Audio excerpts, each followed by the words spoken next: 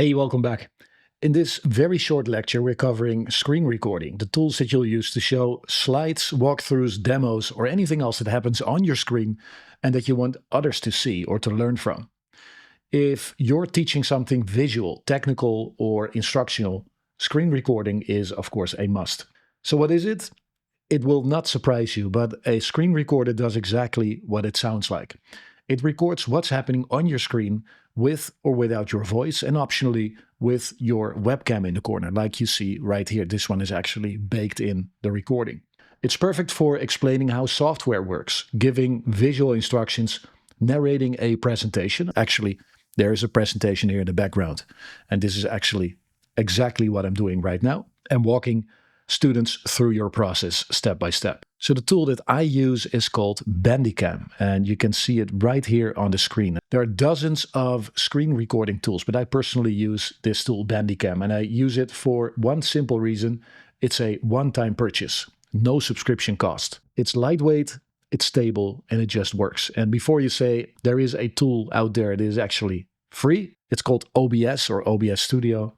You're absolutely right. There is a tool that is free, but somehow many years ago, I started using this, and for me to switch to another tool to get used to it is challenging. I have that already with my video editing software. I used Adobe Premiere Pro for many, many years. I even went to school to learn that tool, and afterwards I switched to DaVinci Resolve. I want to avoid it as much as possible, and I purchased this once, and that means that I can use it for the rest of my life. It's not expensive. I think it's 40 bucks or something, and it is a tool that's actually doing exactly what you want it to do. Another reason for me to use Bandicam is because it bakes in my webcam footage in the footage that I'm recording. You can choose to have separate files to, for instance, have the MP3 for your audio, your MP4 for your screen recording, and another MP4 or whatever format that you set it to for your webcam footage. 3 individual files. If you like to have a minimum of editing afterwards, this is a brilliant solution. What I'll explain is the recording modes, the recording areas, the audio settings, the webcam overlay. I'll show you that. Recording test. So first of all, here you can set the recording area. I'm currently recording full screen, so it really takes my full screen when it comes to the recording. You can also choose a specific window. You can choose one of these screens to record, which can be helpful. You can also have a specific window. You can choose a round mouse. You can record audio only, for instance, for your podcast or for whatever. And here, the first option is select a recording area, and then you can really set whatever area you want to record. Here you can select either a rectangle or a specific recording area that you want to record instead of your entire screen. So that's that. Here is, of course, the duration of your recording. So until now, I've recorded almost 7 minutes of footage. And right below it, it says how large your recording is. So I can record 500 gigs, and currently it is set at 93 MBs.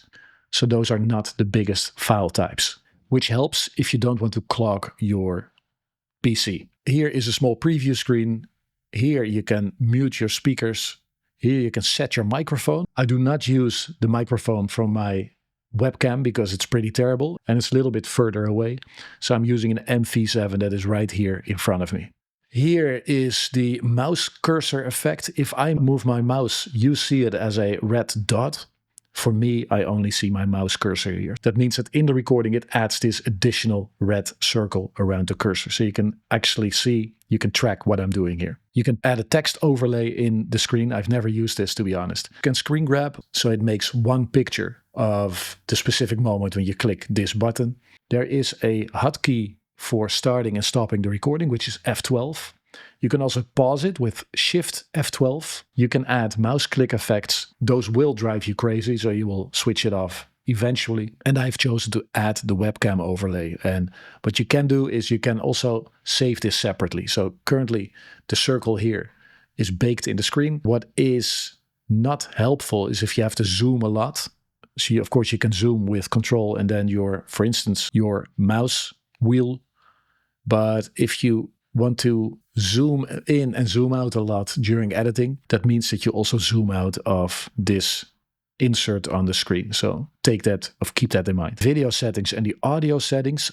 I used to record this using XSplit VCam in the background. So that means that also the background of my webcam here was blurry. It looks very professional. It's this depth of field setting that I like a lot. Normally I get this effect from my high-end camera here, but if I use my webcam, I had this tool with AI application to blur the background. I have not been able to avoid a lag. So that means that the audio and my video were not in sync. Incredibly annoying to look at. So it's distracting, and it doesn't help if you are explaining something and the audio is not in sync. So I'd rather have you see the cluttered background with all the stuff that is in the background here than to have my audio lag. You can add Bandicam, which is an alternative to, for instance, Premiere Pro or whatever editing software that you use. It is helpful because it is a one-time purchase, so you're not stuck to any subscription there as well. I'm recording currently in 4K on Display One. In Windows, if you click Ctrl-Alt-D, it switches on drawing mode, and which is really cool. Ctrl-Alt-D, you see this right here. It has an additional drawing tab here. And if you do that, let me take this out of the way. If you do that and you want to explain something, for instance, I have a slide here and I want to emphasize entrepreneurship, you have drawing mode by switching this on, and you can make notes. So you can draw on the screen. Of course, you can select different colors right here.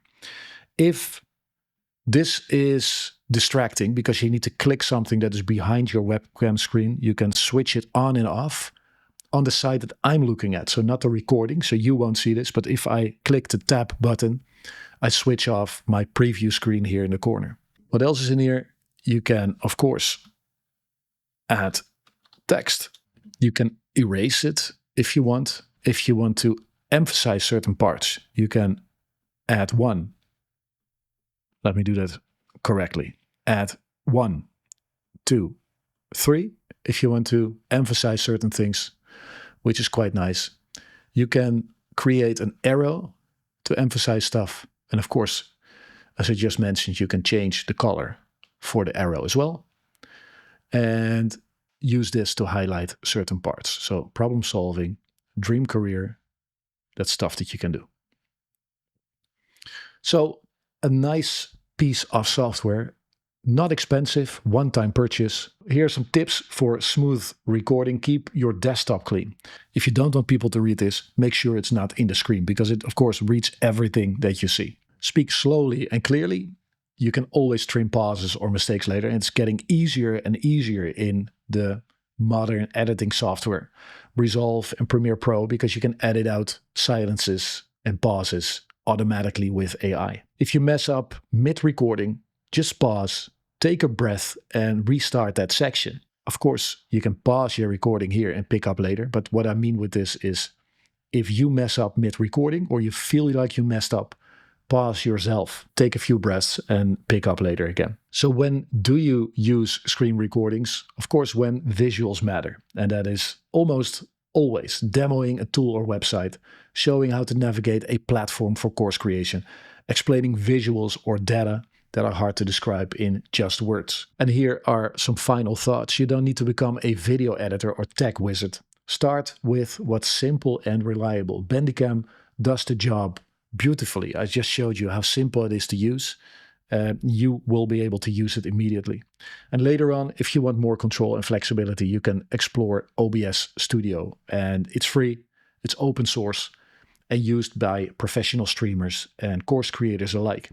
But for now, just give this tool a chance.